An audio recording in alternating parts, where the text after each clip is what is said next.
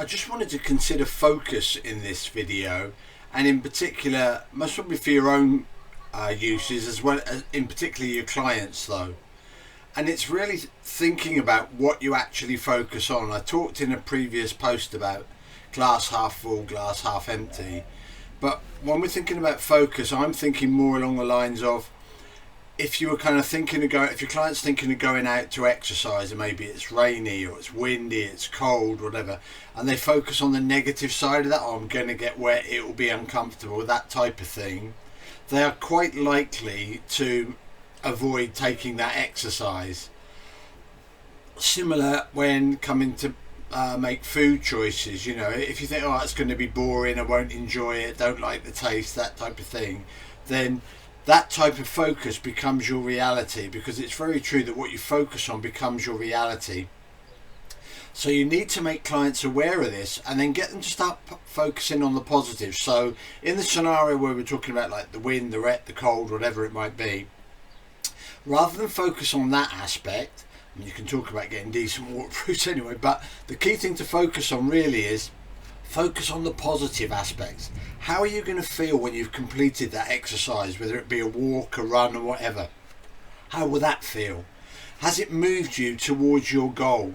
Are you one step nearer to your goal? How does that feel? So these type of things where you've got some kind of positive feedback are very important.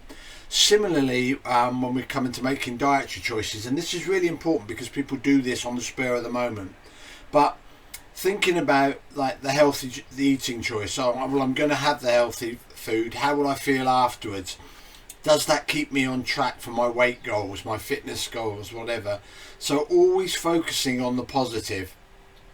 The other key aspect of this to get that positive kind of feedback is the goal must be emotionally anchored. So their long-term goal must have some emotional pull. It must have a feeling for them. How will I feel when I've achieved that goal?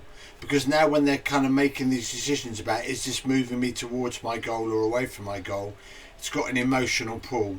I've talked in other videos and blogs about anchoring your goals, and this is really important. But for now, focus. So, and we can kind of look at this from another perspective in terms of, I've said about what you focus on becomes your reality, but also what you focus on you see more of. So if you're being told you can't have this, you can't have that, you will see a lot more of them, because it's like your reticular activating system, which is a system within the brain, and it highlights to you when things that are relevant come into view. And if you're being told you can't have something, the only way the brain can make sense of that is get a visual representation of what it is you can't have.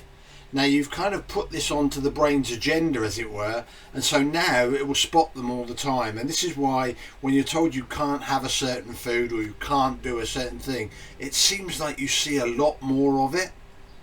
So just find out what your clients are focusing on and help them refocus on positive aspects and positive outlooks. And that might be a case of sitting down and talking them through the different scenarios and what you could focus on that's more positive.